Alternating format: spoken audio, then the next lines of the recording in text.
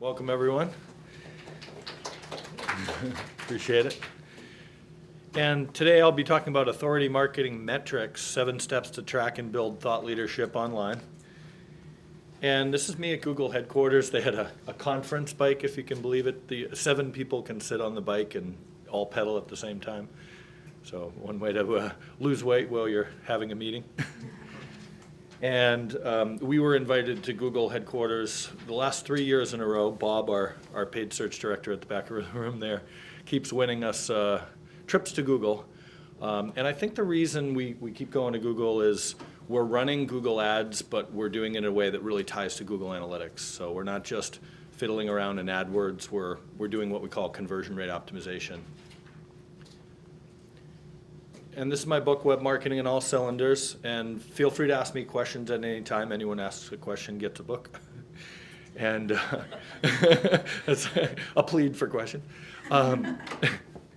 And so I started in 1995 at my father's ad agency selling websites and opening the website division. And they gave me a laptop and said, go sell websites, whatever the heck those were. You know, it was 95, we were a traditional ad agency. And people didn't really know what that was, so I would drive around with a laptop and plug in with a phone jack over AOL, people's offices, and one guy called me the modern version of a snake oil salesman. You know, what's this internet thing, you know? And he actually kind of kicked me out of his office, said, this internet thing is not going anywhere. So obviously that's, you know, that's changed.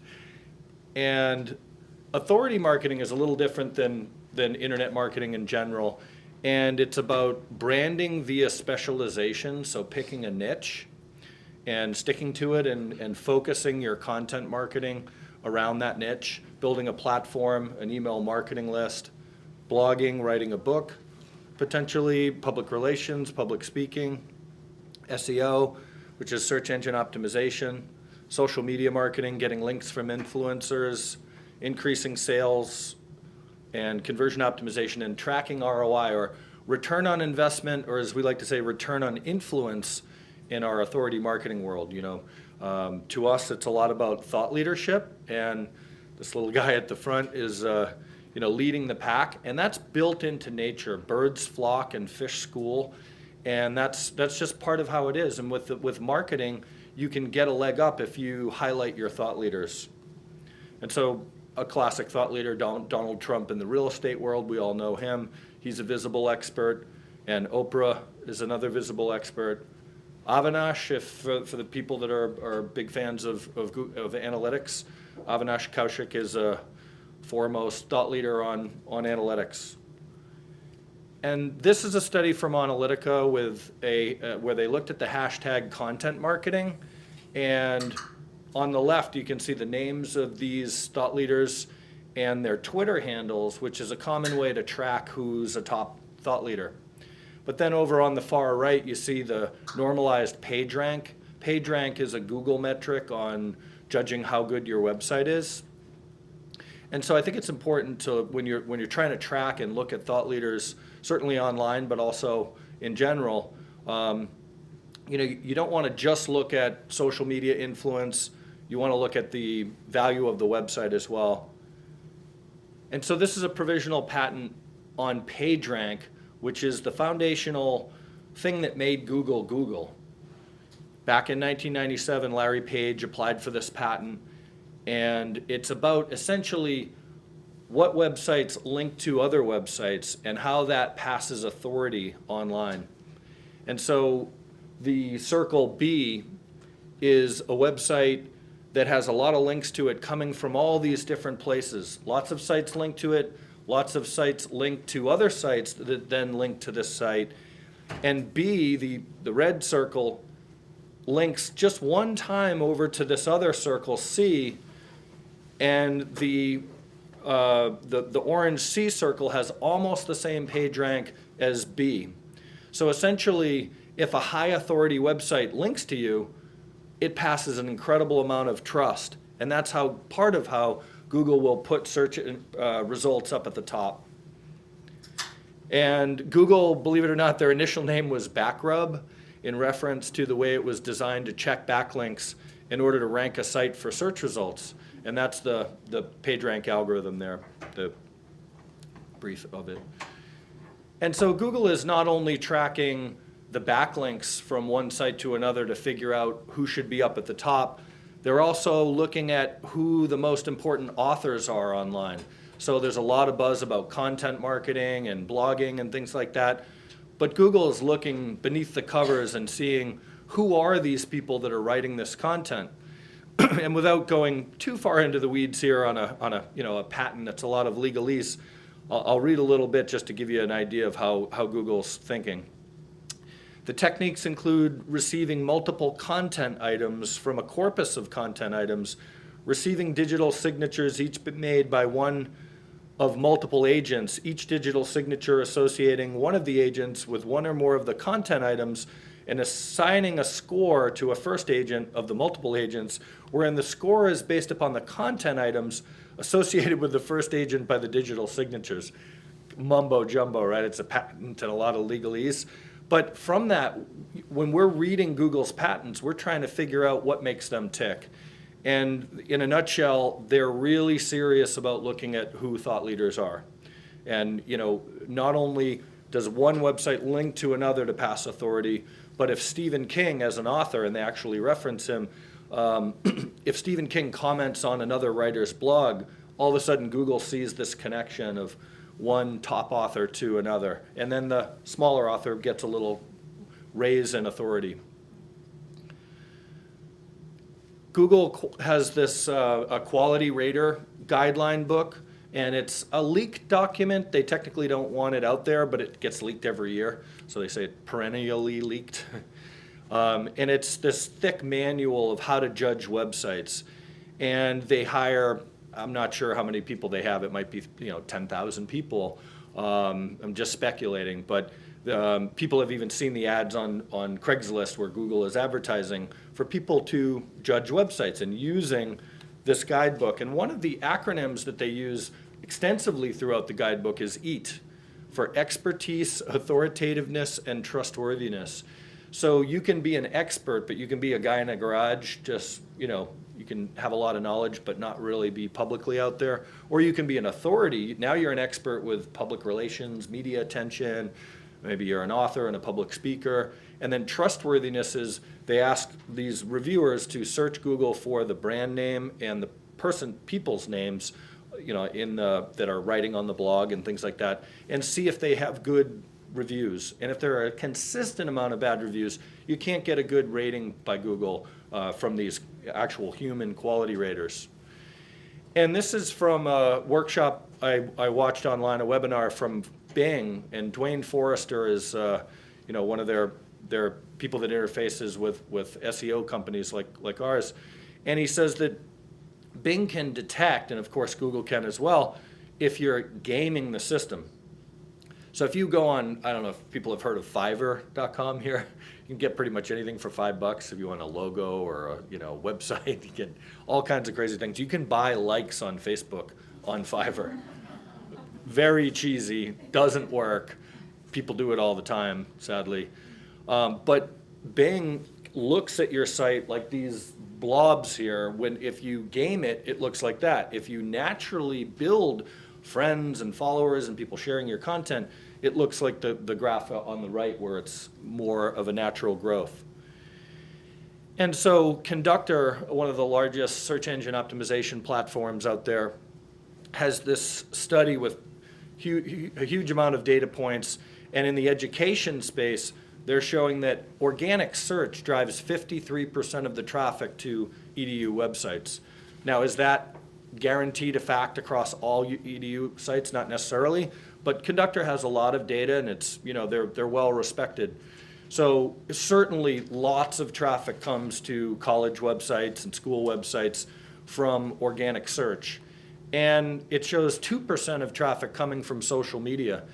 And fairly consistently, when we're looking at our clients' analytics reports, social media doesn't usually drive as much traffic as organic search. So even though I'm not really here to talk just about SEO, it is a really important thing to get traffic from Google, from the organic side of Google, the natural results, and to optimize your website. And authority is a really key thing for that. So I'm going to talk about the 7 steps to track and build thought leadership. And I'll just describe these briefly, and then I'll go into each. So you want to monitor your size, the size of your website, the size of various marketing things you're doing, deepen referrals or other sites linking to you, encourage social media visits, not just activity on social sites, but get them to come back to your site preferably, and track people versus just data. Set up top of the funnel goal conversions like ebook downloads, and increase engagement using the 80-20 rule, or a lot of times it's 20% of your content is driving most of the traffic to your website. You can go in and fix that content. And then increase email signups. So number 1, monitor your size. And I often feel like the little guy there trying to get ranked in Google. There's just, a lot of sites that have a lot of pages and a lot of good things happening to be up against. And HubSpot has a stat that says you get a 236% increase in the amount of leads to your site if you have 311 pages or better. So if you build a little 25-page website and you hire an SEO company, you say, hey, get us to the top of Google, they're going to be hard-pressed to make that happen, because generally speaking, larger sites, if the quality is there, tend to do better. And so size isn't everything, but it truly matters. The quality of content and engagement are cornerstones of real online marketing. But the best way to get a quick fix on your situation is by looking at various factors like the amount of unique visitors to your site, the amount of blog visits, number of pages on your website that are indexed in Google, the amount of keywords driving traffic to your site, the value of your keywords if you paid for them in AdWords, and the number of brand searches, and I'll go a little bit over each of these. So number 1, in Google Analytics, you can go to the All Traffic section and click Channels. And then, of course, that's where you'll see the different channels that are driving traffic to your website. In this case, organic search is driving most of the largest amount of traffic, but there's a pretty healthy balance with referrals. So other websites are sending people there almost as much as organic search. That's fairly impressive. Pat us on the back, that's our client, and we got a lot of referrals to this site. And direct traffic, not only do people come from organic search or from other websites, but people start to know the brand name now. This was a site that didn't exist before us, so now the brand lift is starting to happen. And even paid search can be a bit of an authority metric. McDonald's, for example, one of the largest companies in the world, does a lot of advertising. Does that make them a thought leader? Not really a thought leader, but there's still some authority in being everywhere because people know your brand. And social media, in this case, only driving 5 clicks in this time period. We're not running their social fully. And that's fairly in line with the conductor study that I was just mentioning, where social doesn't always get people to come back to your site. They might be doing something on Facebook with you, talking, engaging, or talking on Twitter. But we like to get people also to go from social back to the site, so we've got to work on that metric. And something missing there is email marketing. We're not running their email marketing, and they're not really doing much of it. We need to get that going and then track it here. I have a question. Yeah. You might have already said it and I didn't hear it, but which channel would you want at the top? Well, that depends on your goals, but generally speaking, organic search is good because it's not free, but you get that sort of free love from Google, whereas if paid search was at the top, you'd be paying a lot. So you probably don't want all your traffic coming from paid. Paid is fantastic. We're big advocates of paid search as well. But organic doesn't cost you as much as paid, so that's good. And then referrals. Snapshot, because like you said, you don't have email and you're not really doing social either. Right. Yeah. So I like to see organic at the top. If people really know your brand, they're going to be typing you in a lot. So that's a good thing if you're raising your brand lift. And then to look at your amount of pages on your website, you can go to Google and use this operator called site:. You just type in SITE: in Google, like you're doing a search, and then your domain name.com with no spaces in between. So site:, study to you shows 319 pages indexed in Google. So it's like 319,000 page website. There's a lot of pages. Sometimes databases get indexed with calendars and things that aren't really pages, But, if that's all good content, that's a good sized site.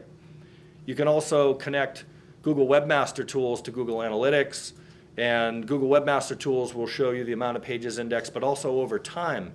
So this graph shows this particular site had more pages at one point, and they've been dropping off. Sometimes we do that intentionally if the quality is bad on a section of the site and there's no visits to that content in Google Analytics, we'll drop that content off.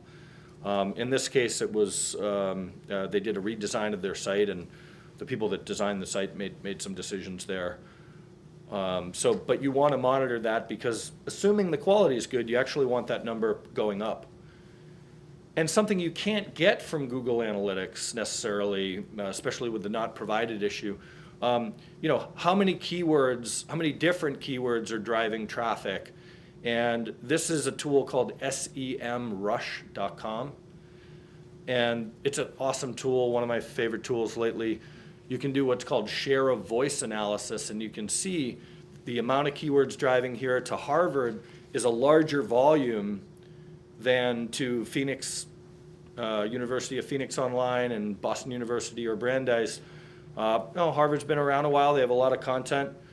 So that's a great way to get a snapshot, and then you can drill in even deeper in SEMrush, and these are those same 4 sites but broken down by the amount of keywords driving traffic. So for Brandeis, it's 10,400 keywords driving traffic, and if you had to buy those with Google ads, at the top and to the right of Google, that would have cost $806,000 a month. So the fact that at the top, to your question earlier, and I owe you a book. I was wondering when you saw through all that. Oh, you're for real. I'm sort of for real. Google doesn't think so. So if you had to buy $806,000 a month, that's a lot of paying to do for traffic. So do you want that at the top when you're looking at all channels? Not necessarily. Harvard has 249,000 keywords driving traffic worth $8.4 million a month. BU, 81,000 keywords worth $4.8 million a month. And Phoenix Study to only 26,600 keywords driving traffic a month. Still a lot, but much less than the 250,000 that Harvard has. Yet, why is their traffic worth an estimated $19 million a month? Because University of Phoenix Online, it's all online education. They are going for it for high value keywords that are worth a lot of money, so they don't have to buy them all.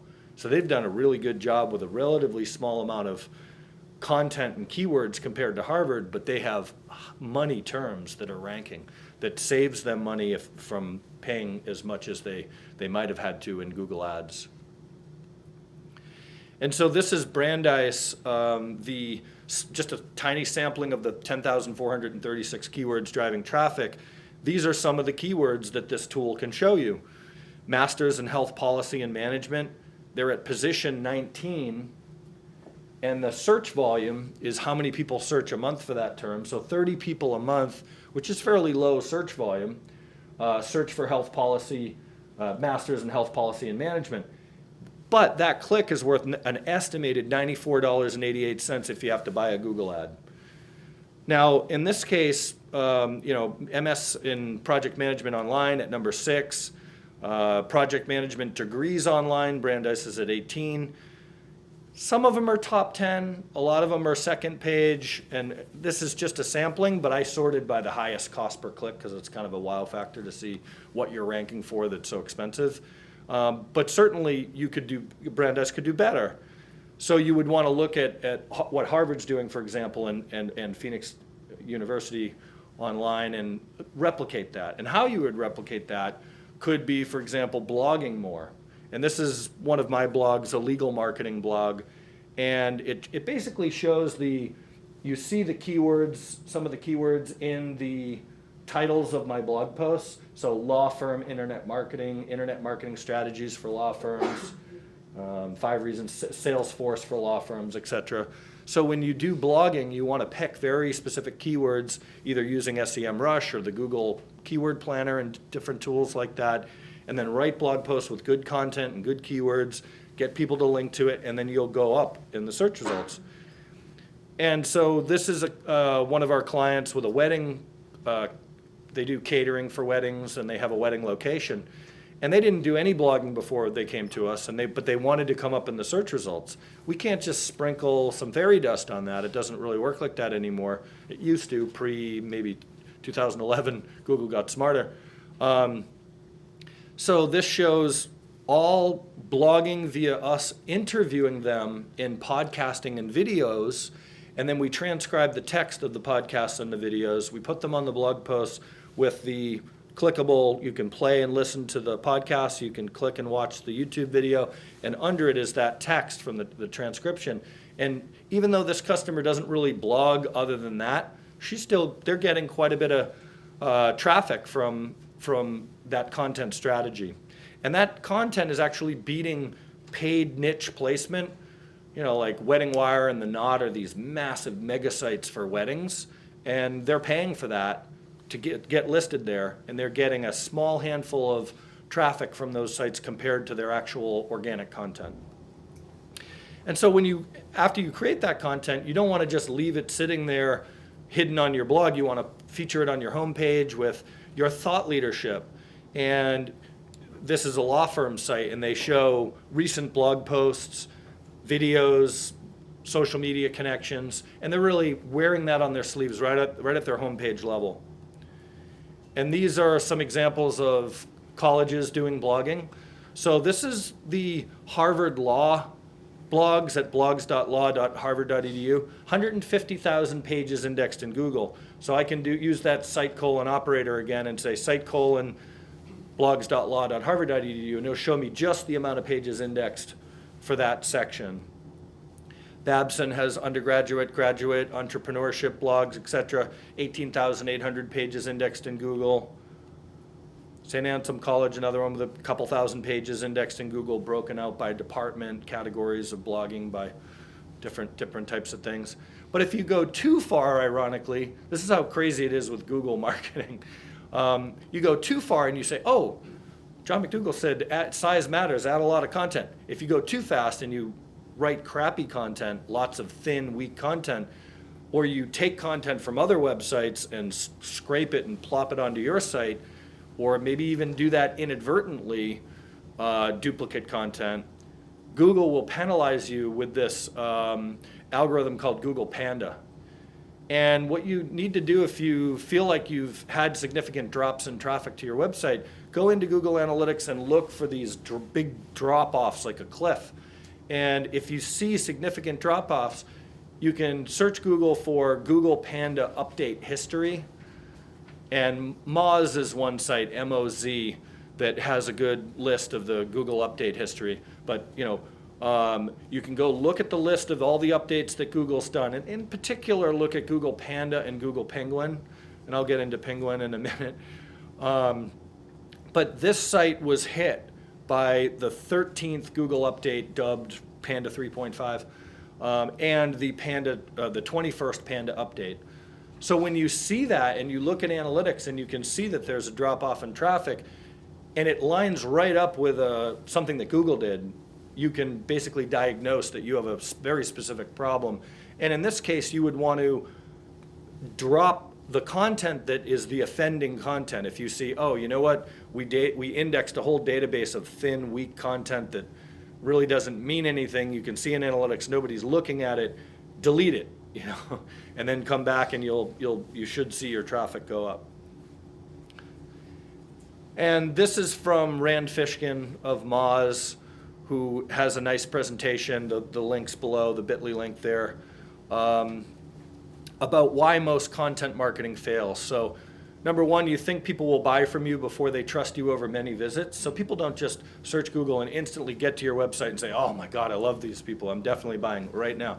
You kind of have to get them over multiple visits, and then you vomit up content without a community. So you just throw all this content on your blog and think, okay, I put keywords in there and it's just going to happen. That does happen to a degree, but you really want to figure out what forums on people are on forums or on LinkedIn, and places where they're chatting about your topic, you want to get your content in front of them in a good way.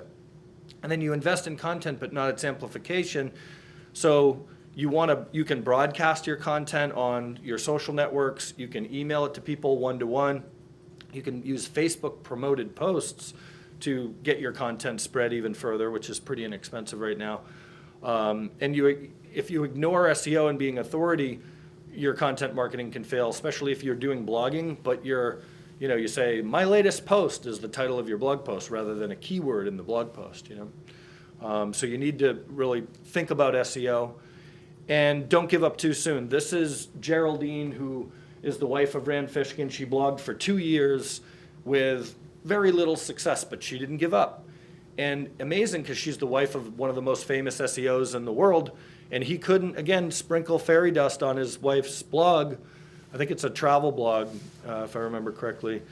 And you can't, these days, internet marketing is fairly hard, so you need to have authentic content and just keep at it and keep sharing it, and then eventually you'll see a spike in analytics.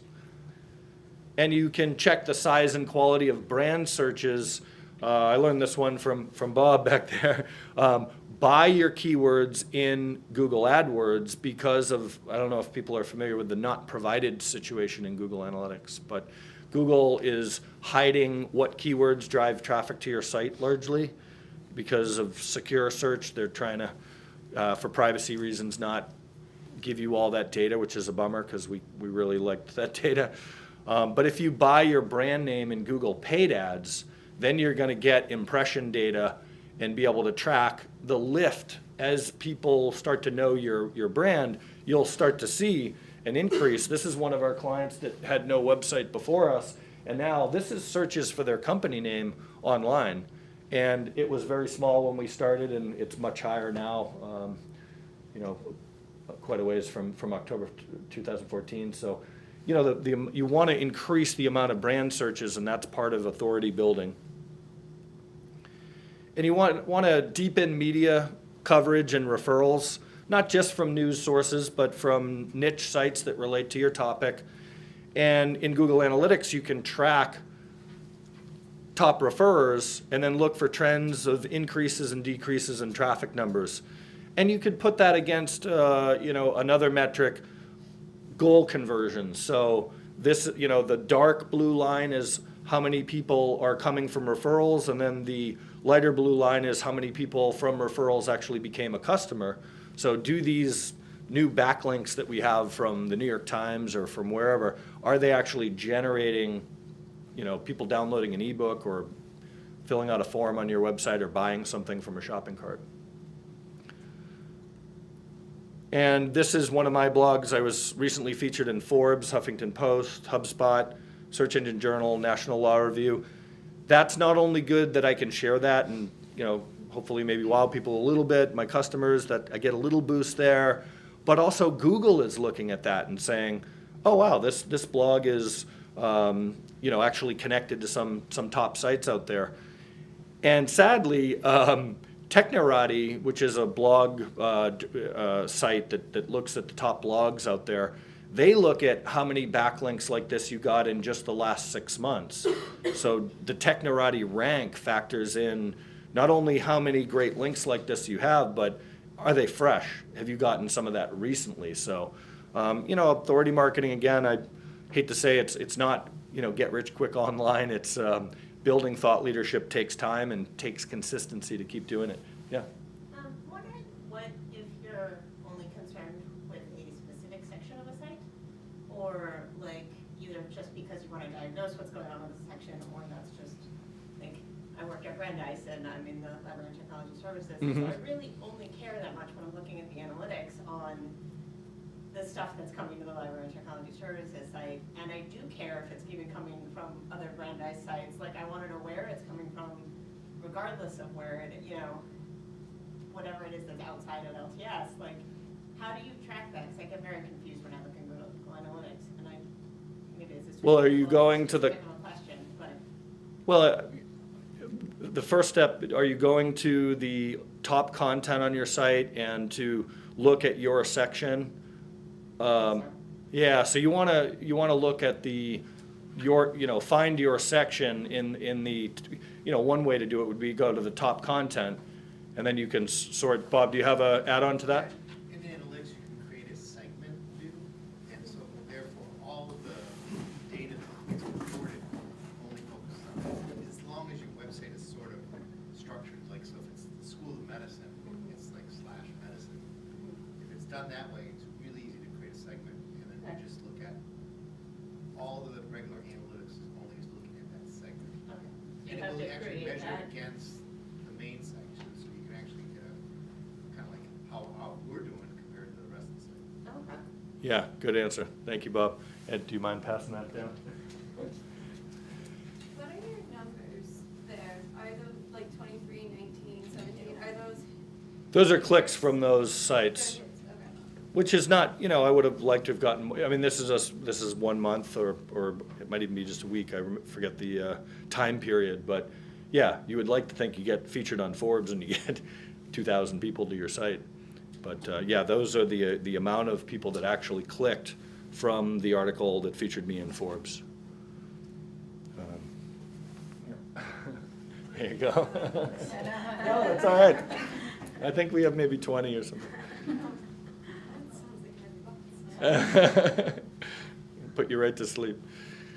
So you can then, from the top referrers to your site, you want to think about what sites are driving traffic to you, but also to your competitors. So we often look at the total amount of backlinks, and we use this tool called ahrefs.com, ahrefs.com. This is just one of the backlink checking tools, but it's a really good one. I love this tool. Open Site Explorer is another one from Moz. And Open Site Explorer has a metric called domain authority, and that's basically an accumulation of metrics that show how many people are linking to you and how high quality of those links are. So what's your overall domain authority? Ahrefs has URL rank under the Brandeis section there. How important is this URL? Ahrefs domain rank, how important is the domain? Backlinks, total backlinks, meaning if someone has a link on a 1,000,000-page website with you in the footer of the whole website, it would show up as 1,000,000 backlinks. That's not very useful. So you really want to look at referring domains. That's the most important thing. Or root domains. That just means, like, if Brandeis linked to my site 100 times, it wouldn't really make a difference. Google's really looking at mostly at individual root domains. It's certainly good if I get regularly featured on Brandeis. Google, I'm sure, has some metric for that. But Brandeis has 21,000 referring domains and 290,000 for Harvard. So we know that Harvard has more root domains. And what are they? So this next slide, also from Ahrefs, shows the links to Harvard. And 924 government sites link to Harvard, 7,505 other schools link to Harvard. That's just a massive number. EDU links are some of the best links you can get for Google love and getting you ranked in Google. It's because it's not easy to get them. Google knows that not a lot of colleges are just going to give out a link to some SEO company or some T-shirt company for nothing. Why would you? Like that's not that likely. But if some T-shirt company had something about how they made it as a business and an entrepreneurial thing, and then the business department of Brandeis said, hey, that's impressive, we're going to link to that content, maybe you can get a link. So you have to be creative. But Harvard didn't have to do anything, probably. They're just Harvard. So 7,500 EDU links, including Stanford, NOAA.gov, USDA.gov, FDA.gov, NASA.gov, and Bloomberg.com, a media site. So you can go in and see not only what links that your competitors have, but what content that gets typically linked to, and then build content that's similar and reach out to the same sites and say, hey, you might like to link to me too. But again, if you go too far, which is the crazy thing with Google marketing, like let's say, go get more backlinks, and you go get too many links from crappy directories or ezinearticles.com and things that are just spammy, or blog comments. You pay someone like in India to blog comment on hey, check out my T-shirts here, or buy Viagra here. You see that constantly. The blog spammers are commenting to get a backlink on someone's blog. Those days are very far long gone, because April of 2012, Google came out with the Google Penguin algorithm that will penalize you if you get too many crappy links. So again, look at analytics, match it up to the dates Google launched various versions of Penguin, and if you have a big problem, you have to list all the bad backlinks, make a judgment, and there are tools like Link Research Tools has a tool called Link Detox.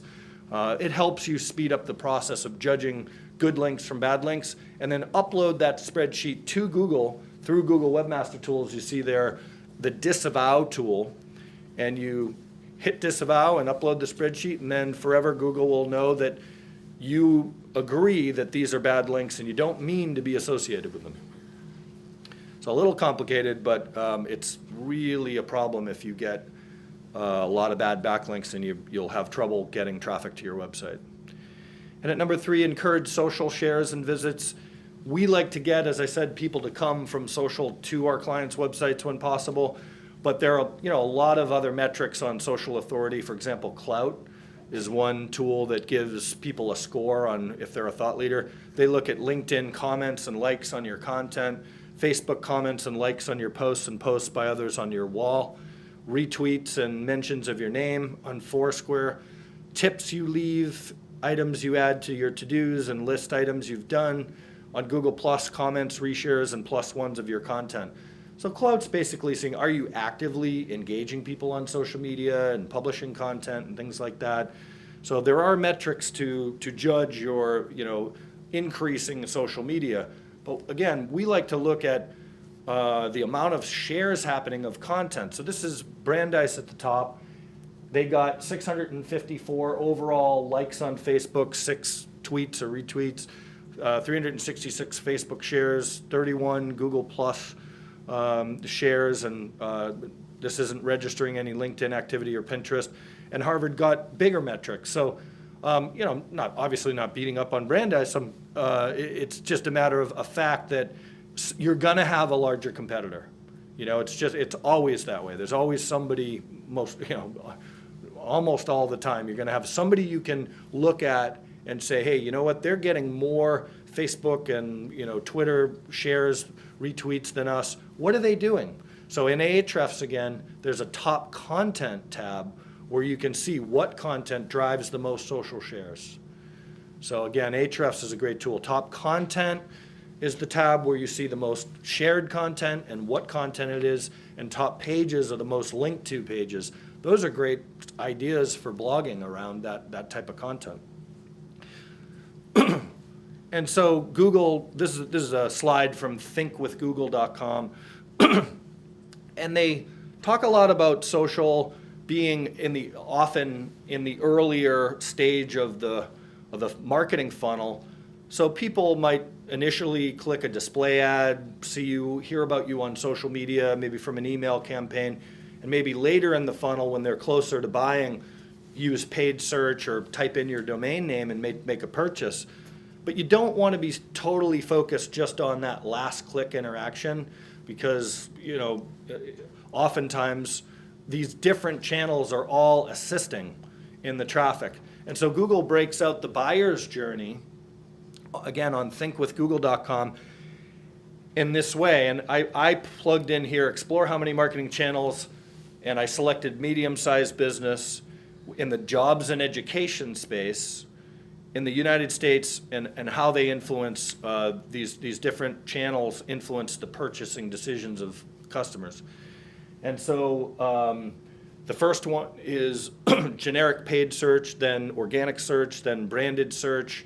Then as they continue down the path of maybe thinking about you and hearing about you online, they hear about you through social media. The little pink circle there is referrals, email marketing, display clicks, and I think that's direct traffic, the last one, before making a purchasing decision. And if you change these little metrics in this Google tool, all these things will shift around. It's fascinating. Google has some massive amount of data on the buyer's journey broken out by industry. So overall, you just want to think about getting people to come through various different channels. And this is, again, a slide from Google, and in the middle it says 11,003 assisted social conversions worth 48 grand, and 2,375 last click conversions worth $8,000. Now, if you were only looking at the last interaction social conversions and going into Google Analytics and saying, oh, we only got 5 clicks from social media and it only amounted to 8,000, should we really do more social media? Well, you'd be missing out on most of the value of social media was in the fact that it happened before they then later typed in your domain name or searched Google. So you want to be able to attribute back some of the value of the conversion that happened where you made some money from a customer to the various touch points along the way. And there are different models for attribution tracking that I won't go into, but just make sure if you're trying to judge if social's working, make sure you don't just look at the last click. And so this is Paul Murray from Google.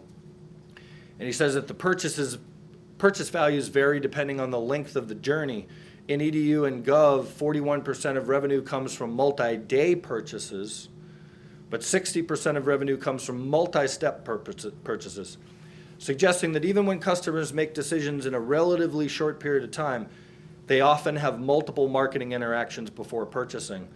So essentially, if people do go from social to display clicks to paid search to organic, that's a good thing. If they're really interacting with you a lot, you're going to have a higher average order value or make more money from customers. So basically, you want to be an authority and be out there a lot. Yeah? John, on that previous slide, those revenue numbers, what do they represent? Is that the Google ad revenue? So this is actually conversions representing goals that were set up in Google Analytics to track if someone actually took an action. And in this case, it may be a shopping cart because they have actual dollar numbers in there, or they may have attributed, if it's a form conversion for a services company, they may have given it a certain value that they believe will happen if it's a form conversion. But yeah, it's the actual number of money made from some type of conversion that happened on your website and was registered as a goal in analytics. Makes sense? Cool. There you go, if you don't mind. So, Yeah? I really don't Yeah. just want to bump. Oh, yeah, yeah. So Get one. I guess I'm confused and I'm sort of new to this area. So explain how you get to the 113,000 with the 20,000. So the 113,000 is total conversions on the website, and 48,000 were assisted by social media. Oh, okay, got it. Okay, and you're saying if you just went with the dark circle, you would think social media wasn't important, and you're ignoring the assisted. That's Okay, right, got it. yeah. Okay. So out of your total amount of conversions, social, often you look at it and like, boy, we're really not getting that much from social media. But if you don't have any things set up to show that that person that bought something from that social media click, did they, someone that bought something from a different channel. So if it was, the last click was paid search, someone clicked a paid ad, bought something, or typed in your domain name, directly typed in your name. If you looked at those conversions, did they actually come from social media before that at some point? And could talk about this a little later in the slide, but there's Google looks at the last 90 days, whereas HubSpot, for example, there are tools where you can look back over longer stretches of time. So what I really like to see is, say, dating back a year and a half ago, if someone came originally from Facebook, 6 months later they click a paid ad, another 6 months later they click a display click, and then today they just type in mcdougalinteractive.com and make fill out a form.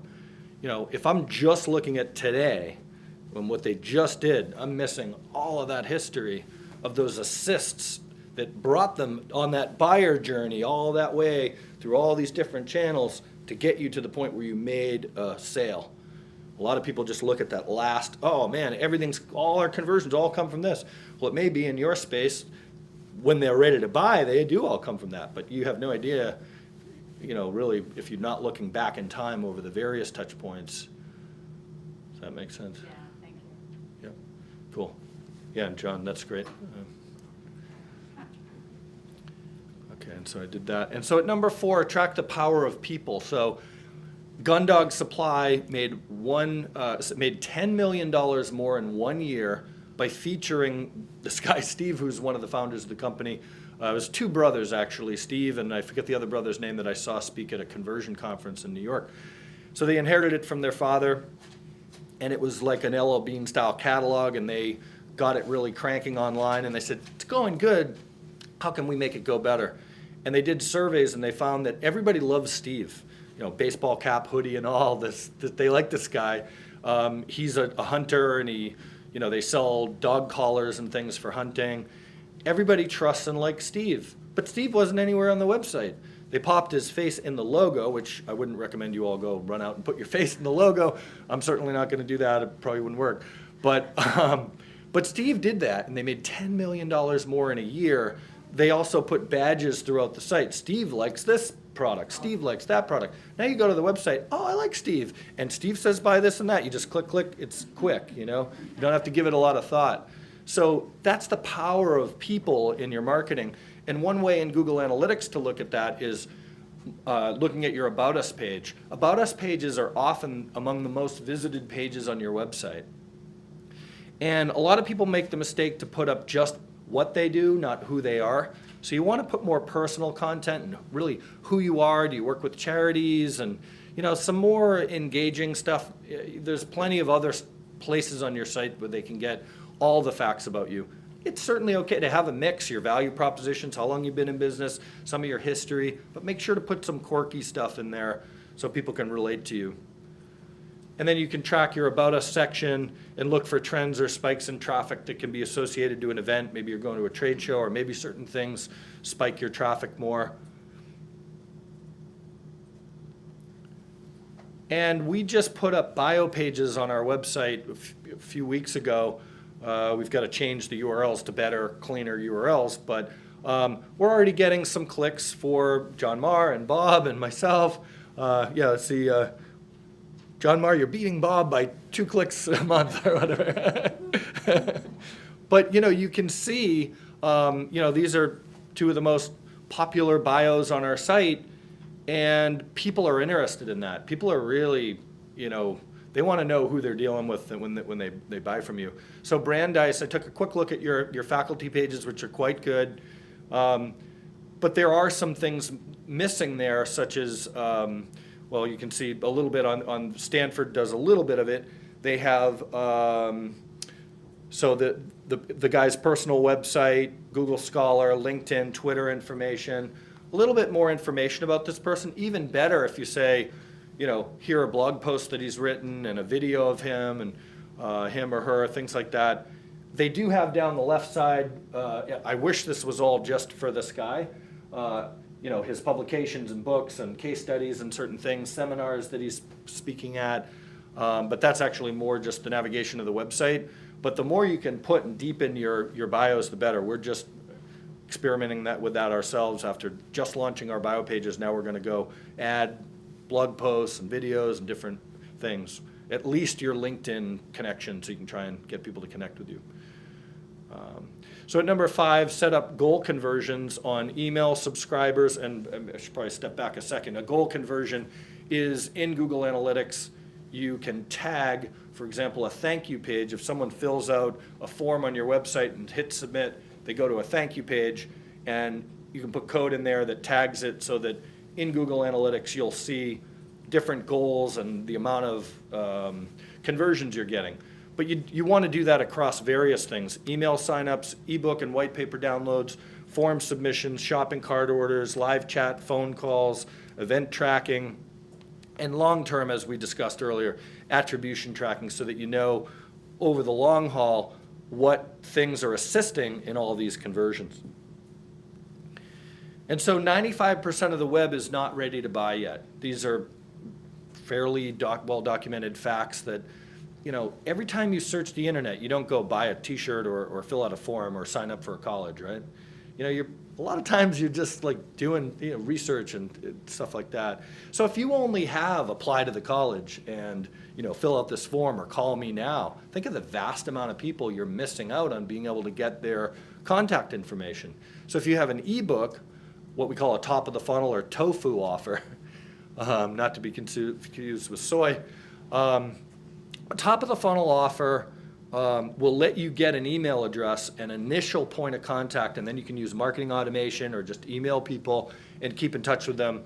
And you'll get a lot more leads. They won't be leads that are immediately ready to buy, but at least they're in your funnel now. At least you have their contact info. And so you can track trends and downloads for ebooks. And this is from one of our customers where at the end of 2014, throughout December, just after launching an ebook, we noticed that every single customer that signed up for their service had also downloaded their new ebook, which they hated at first. They're like, ebook, nobody's gonna download this. But thankfully we were right. A lot of people really did like that ebook, and every single new customer had downloaded it. So there's amazing correlation that people will gravitate to your content. And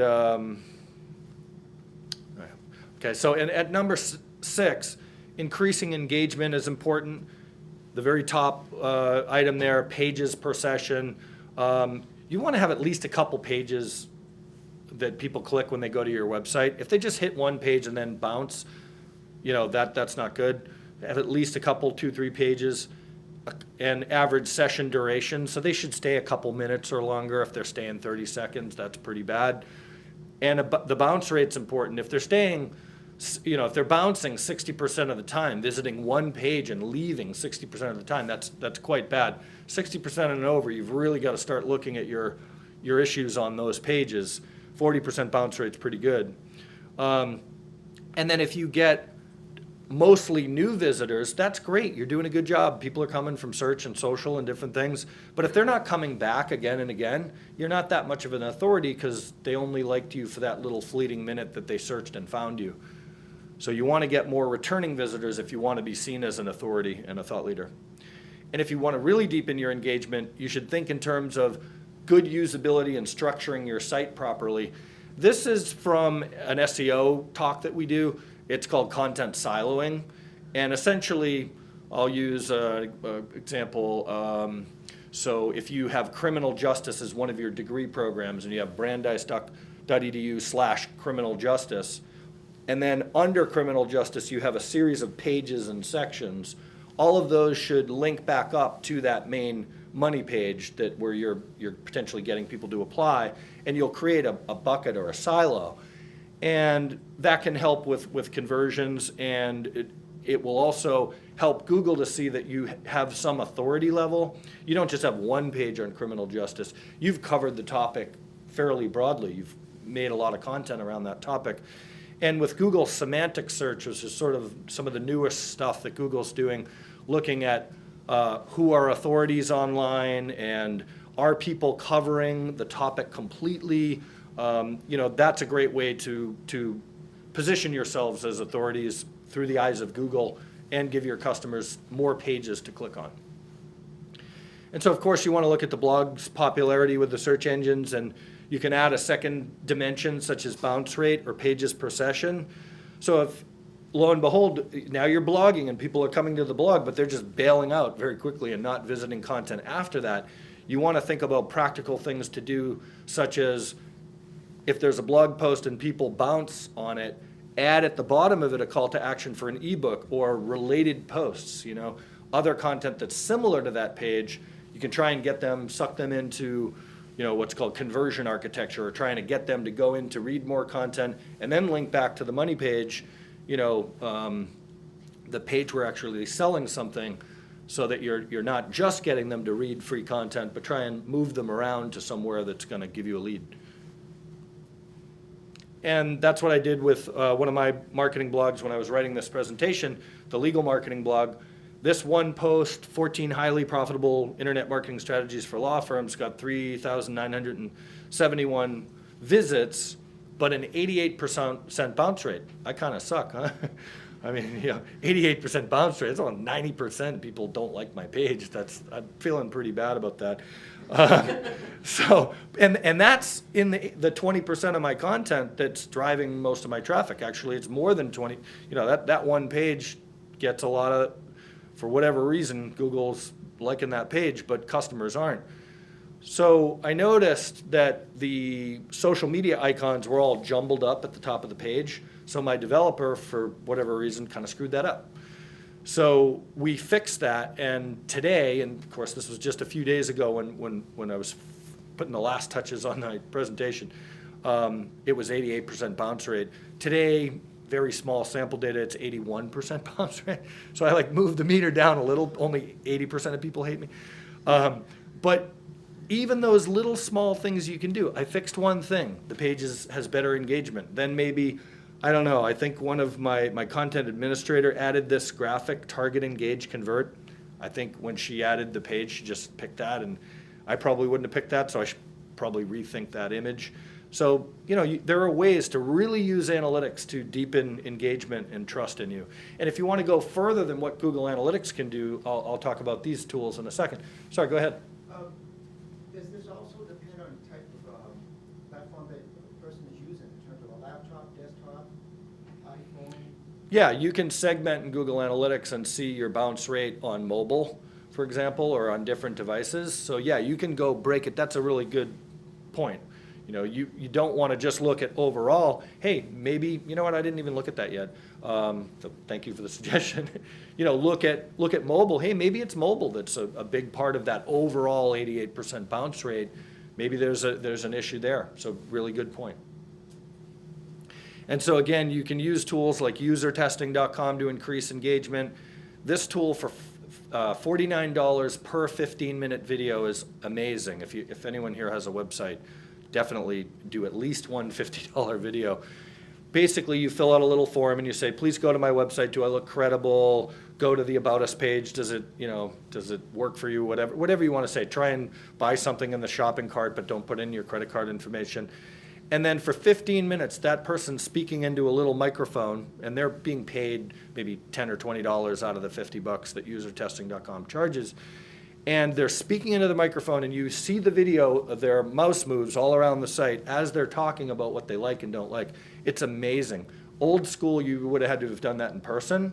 Now for $50, I mean, it's amazing. So we like to do a few at one time. You can also break it out by device. So definitely do one on mobile at least, and one on desktop, preferably one on desktop, one on tablet, one on phones.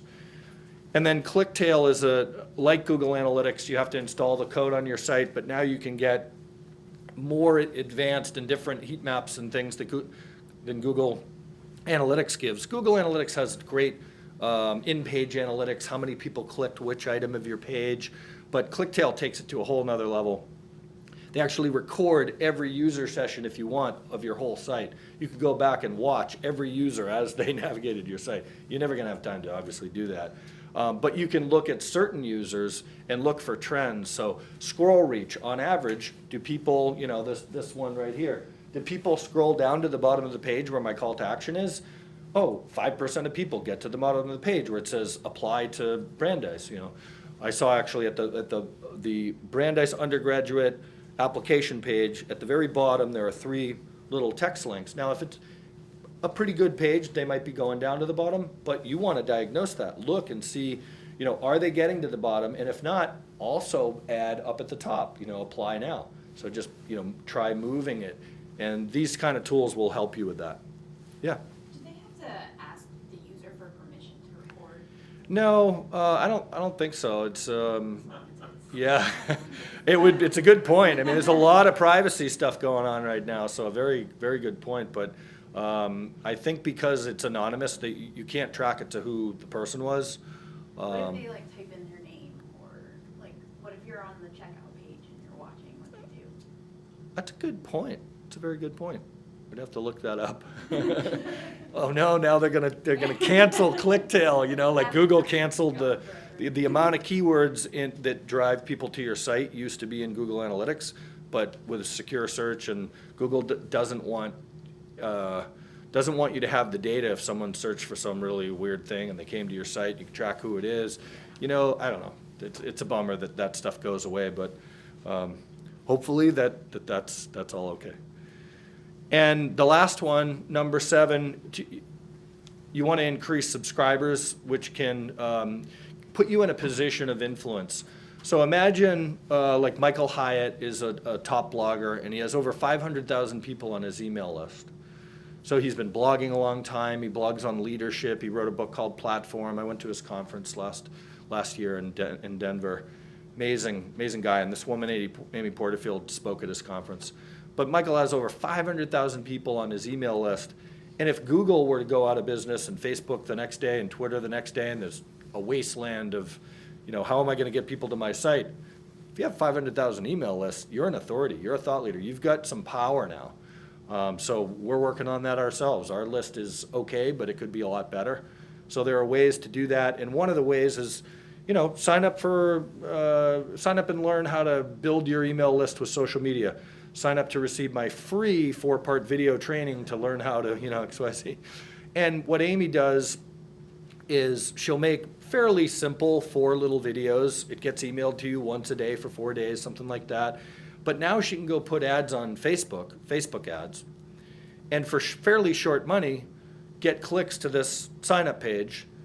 And instead of selling you her services or product directly from a Facebook ad, she just wants your email address, because she knows then later she can sell you something. It's genius. She has an awesome strategy for that. But if you're not tracking signups on your website for email, you should be. And that's part of your power to influence. And this is the wedding client of ours where they had no ebooks, then they had one, now we've got a couple. And we can see we're tracking all the different goals in analytics, whether it's a form submission or these ebook downloads. You want to have lots of goals set up in analytics. And HubSpot says if you have 30 ebooks or greater, you have a 7 times increase in the amount of leads. So you want to have a lot of content and options for people to download stuff that isn't just work with us immediately. Fill out this long college application right now. You want to have some lighter stuff. And so lastly, authority dashboards are great to set up, tracking goal completions by type, about us visits, company blog visits, traffic and leads, brand searches as we discussed. And if you want to email me, drop me your card if you want the presentation. And I've got two more slides, but if you want not only either the presentation or an authority dashboard that we created in Google Analytics that's actually shareable, we can send you a link and you can add it into Google Analytics, and it's going to track a lot of these little metrics that judge your people about us page, your returning visits, the bounce rate and certain things. So feel free to email me. And so the takeaways: write a niche blog ideally if you want to be seen as a thought leader and authority, and have ebooks. Get more media coverage using content and link assets, meaning good content worthy of getting links. And reach out using prleads.com and helpareporter.com to get featured in sites like Forbes and New York Times. You can socialize your content, not just put it on your blog, but get it out there on social channels. Promote your people and about us content, track goals of your thought leader content, re-optimize your top content, grow your list and your power to influence. And as Yogi Berra said, if you don't know where you're going, you'll end up somewhere else. So it's important to have a strategy and really think this stuff through. And if you're not the lead dog, the view is always the same. So this is my cartoon guys that work for us made this, and they made it too graphic at first. I had to change it. They're kind of crazy. And so don't get stuck behind your competitors. Have some thought leadership practices. And so resources: SEMrush, Ahrefs, usertesting.com, Clicktail, PRLeads, and helpareporter.com. And again, I'd be happy to send anyone the slides. So appreciate it, and happy to take any questions. Yeah. So obviously Google Analytics says a lot about a company's site. How protective are companies about their analytic numbers? And do you feel like people are willing to share their numbers? I had a lot of stuff I really wanted to put in here, and I just couldn't, I blocked out anything that could really identify, clients that would have really been worried about that data. I could have just shared so much stuff. I could only Yeah, but no, most people aren't gonna wanna reveal a deep amount of information. You know, the amount of, we had one of our clients, the blog post driving traffic, but it's pretty innocuous. You can basically see it on a top pages report using Ahrefs. But if I had put the actual goals and the numbers with each goal, then, you know, people don't like to have too much data out there. And, I mean, the reason I ask, you know, I'm at Harvard, Mhm. and, yeah, I mean, to a certain degree. Yeah. You know, we act as sort of an intermediary to other resources. And in order to look at our own internal traffic that's going on, and compare that to the real traffic at the other provider's website, whether we can actually analyze and make adjustments to our pages so that it sort of takes advantage of the places where everybody else in the world is accessing their site, so that we can potentially learn something about how best to get our people to their site by understanding what's actually happening in their site. So the data that I showed for Harvard and for different places is all public information. It's all on Ahrefs and different sites like that. Yeah, I wish there was a tool where we could see conversion data and things like that.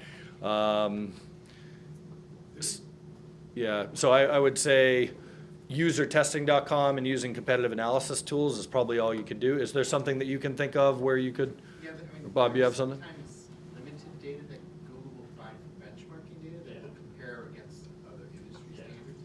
First, we have to opt into sharing your data before they're gonna let you do that. And they're not gonna tell you particular sites, they're just gonna glom it together by the industry standard. They don't give out a lot of benchmarking information, but they are providing a little more, sometimes in the area of conversions, or in particular more on the paid side of the house, they'll kind of tell you, okay, these guys got a better click rate than you. Yeah. They're pretty private. And in our case, you know, we've already paid them, the other company. We just want to know how best to get our people to the resource that we've already paid for. And by understanding the activity on their site, what areas most people are finding their way in and how, then we can make modifications. I mean, to our as a own. general rule, I always recommend clients, that data is yours, don't give it out. Because it's kind of, it's your market insights, and, you know, your unique value. I always get a little bit nervous when I say, yeah, let everyone see it. What about giving someone $1 million? Their data, then Because becomes mine. there's a lot of smart people, I can deconstruct from that data what you're doing. Yeah. You know, John, you can see from a lot of his slides, we can figure out, reverse engineer and say, this is your strategy. We can go out and reproduce that strategy. That's not a good thing. Are you more interested in how other sites are getting traffic to them, or how they're then, when they get to their site, how they're getting them to convert? Or is it, you know, both? Mostly how, if the whole world of the internet is getting to them, and how that compares to how our people are getting to them. Is there adjustments that we can make to our own sites that sort of can capitalize on things that we see of value? Which we Yeah. don't know, because we only know what our people are doing, we don't know what other people. I mean, I can go to other institutions and inquire and see if they will collaborate with their analytics data to me. But- That'd be probably, yeah, maybe tough to get them to cough up too much, but. University of Phoenix probably will never tell you something. Well, I'm thinking like the Stanfords, the Yales, the Princetons. Yeah, well, we'd be happy to share with you more competitive analysis tools. You know, one tool that's kind of interesting is Alexa.com. I'm not a huge fan overall of the site. It's certainly interesting, but they have upstream and downstream data. So if you look at Stanford and on Alexa.com, you can see what sites typically tend to send traffic to Stanford, and then when they go to Stanford and leave, where do they then go? So it's usually down to a competitive analysis level. So it's not sort of as a whole of the internet, how do people get to sites? I would look really specifically at the Stanfords and the different sites, and we could map out, you know, what links do they have that drive traffic to them, what's their upstream and downstream technology, what keywords are driving traffic. But it's really at a very specific URL level when we do that share of voice and competitive analysis. But yeah, I'd be happy to run that share of voice report for you if you want. You just give me the URLs you want, and I'll give you all the data, all the, the Venn diagram of, say, you with 4 other schools is one quick way to do it. The Venn diagram that shows it, and then I can put in Excel all the keywords driving traffic from organic search to that site, and then all the backlinks to that site that are potentially driving traffic as well. So happy to share some of that with anyone. I was just Yeah. gonna touch on that, but I feel like I have a similar issue with being a library, like a lot of our goal is to get people to the different databases, to JSTOR, to EBSCO, to all the, all of these outside resources, but that's what we want people to go to. Like and it feels like a lot of times when I look at the Google Analytics, it's like my goals are complete opposite of what Google thinks my goals should be. Like one of our highest access sites, it always has this awful bounce rate according to Google, but it's a list of, databases that people are going to, and I'm like, Yeah. that's fantastic if Yeah. everybody's leaving our site from that page, because that's the point of that page. Yeah, then that's I don't know okay. how to balance that. Well, that's just okay then. That's where it really comes down to segmenting by that individual content because, for example, mortgage rate page, right? If someone comes to the mortgage rate page, they just get the rate and leave. They're not necessarily, going to do something else. That'd be great if you can get them to do something else, but you can't expect that page to have a low bounce rate. So yeah, it all comes down to individual pages and looking at what your goals are for that page that makes that that data contextually relevant. Yeah. I have a question about the keywords in organic search. Is there any, if I'm going to build a new blog in a particular area or topic, is there any place that I can find out what the popular words in that area so I can tag them in my website or link? Yeah, that is my first question. Yeah. And then my second question is, if I'm building a new blog, would you encourage me to design my own keywords? I think the reason why I ask this is because I interned in a company before. And, whenever I type financial data aggregation, Okay. that is a word that we design. Like we Oh, generate this interesting. word. Yeah. And whenever So it doesn't get a lot of searches. Yeah, but whenever I type this word, we are definitely ranked #1 on the search. So Right. I just wondering how efficient, like how many traffic that new word will actually drive to our website if we successfully build that new Right. word. Yeah, okay, yeah, I know exactly what you mean, I think. So, so question number 1, what tools can you use? And number 1 is the Google Keyword Planner. So, but you have to open a Google AdWords account for that. But you don't have to pay anything, so it's fine, they give you like Bob will give you a $100 free coupon. You can get 100 free clicks. You still get those all the time? Yeah, so Bob would be happy to give anyone at Google gives us, for only new AdWords accounts, but if it's a new account opening, give you $100. So you can go buy some clicks and see how that works. But then once you have that account open, you go to the Google Keyword Planner and you put in, you can put in that keyword that you described, and it might say no searches. You just thought of the keyword. It's your own branded type of thing. So if you're relying on that to drive you traffic, that's not good because you really want to get, other terms. If people are looking for financial experts or tips for XYZ type of finances or whatever it is, you want to figure out all those different ways that people are searching and then write blog posts with those. And then as people are reading your site and they're looking at that new keyword that you made up, eventually you want to show that the search volume will start to appear in Google Keyword Planner. And we've been boosting the rankings, the amount of traffic or the amount of searches on the keyword authority marketing. We own authoritymarketing.com, and it only gets a small amount of searches because it's kind of an unusual new thing. But we're really kind of happy to see that as we've been building our blog and promoting it, the amount of searches for that brand new term are going up. So you can actually invent terms and create consciousness around it, and it'll show up in the keyword tools. But if you only start there, you're going to get next to no searches, no people coming to you. You really need to pick keywords that matter.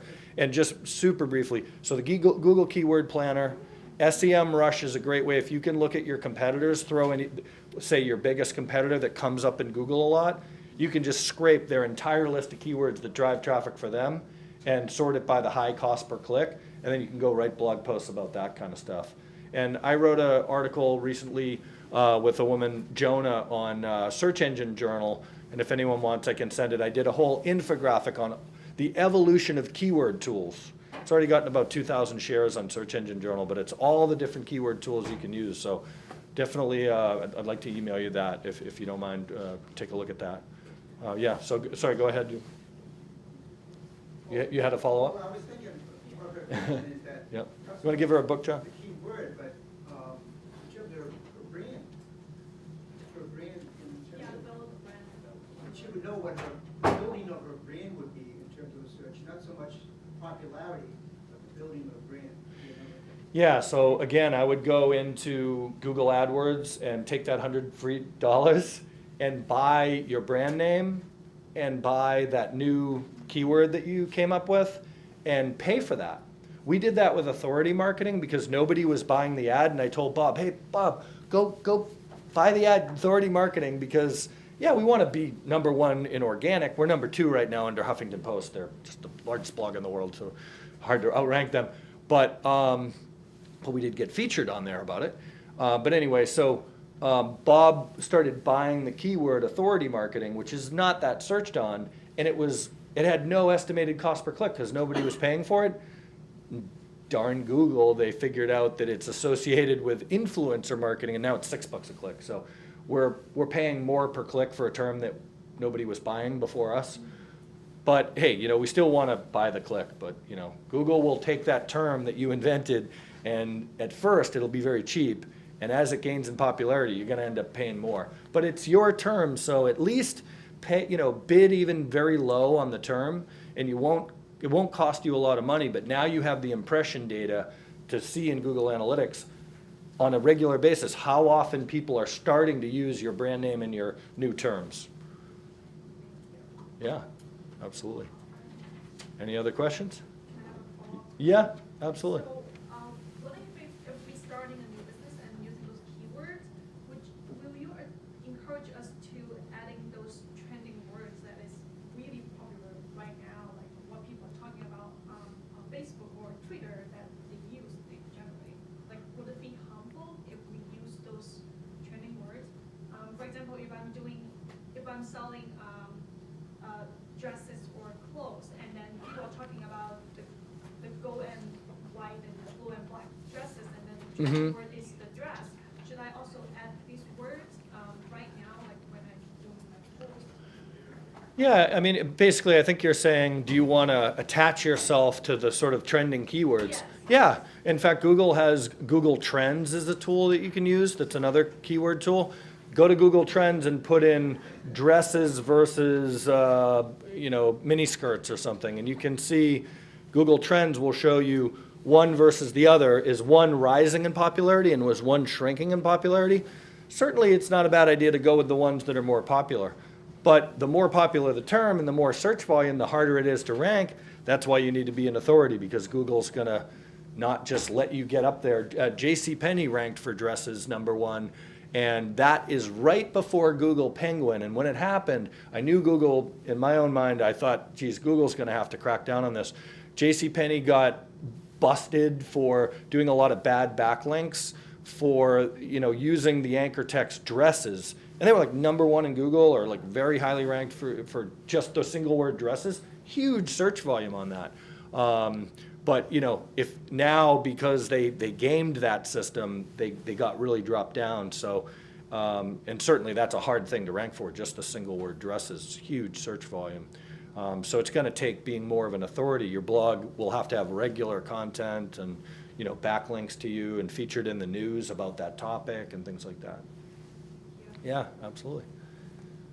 Yeah, anything else? Thank you, everyone. Oh, sorry, one last one. Last one. Yep. There are a lot of admissions folks in here, and one Yeah. of the difficulties we face is differentiation, while at the same time getting lumped into, well, I'm looking for an MBA program, so hopefully the International Business School show. Are there resources, any ideas behind how you can differentiate while latching on to the buildup of, like, we all have the same product? how important are the faculty and them being seen as thought leaders to the process? Is there some? Very much so, but one of the difficulties that I foresee is if we, so for instance, not to share too much insider knowledge, there really isn't any, but we just thought, well, we have this great resource of a faculty member who, my alma mater just snatched up to lead a different program altogether, and it's still tied into the real estate initiative, but he's no longer a Brandeis professor. So there's always that risk of, even if it's a tenured faculty member, of losing the brand identity because they may move on. So how do you push a program with a person without latching on too much? Well, that's a challenge that you face with authority marketing, where you're picking certain experts and then highlighting them. But if largely your products are the same as other schools, you really have to dig into what your value proposition is. And if part of it is your thought leaders, you kind of just have to do it and know that some of them are going to move on. But there is what Hinge marketing calls the halo effect. So your thought leaders and your faculty, if you feature them on, say, real estate or whatever topic that is you're focusing on, you'll get a boost on that one individual topic because of that authority building, blogging, videos, YouTube, ebooks, things around that one topic. And then, again, if they move on, you're just going to have to go pick other people. But I think it's worth it to do it, and hopefully pick people that'll be around for a while and highlight them, because not everyone's doing it. And right now, I think, historically, again, About Us pages are the second most visited or highly visited pages on your site. So if people are really into who they're going to be studying with, especially if it's MBA or graduate, high-level things, they really want to be wowed by the faculty. I would, it's one thing you can lead with. All right, good. Well, thank you, everyone. Thank you. Appreciate it.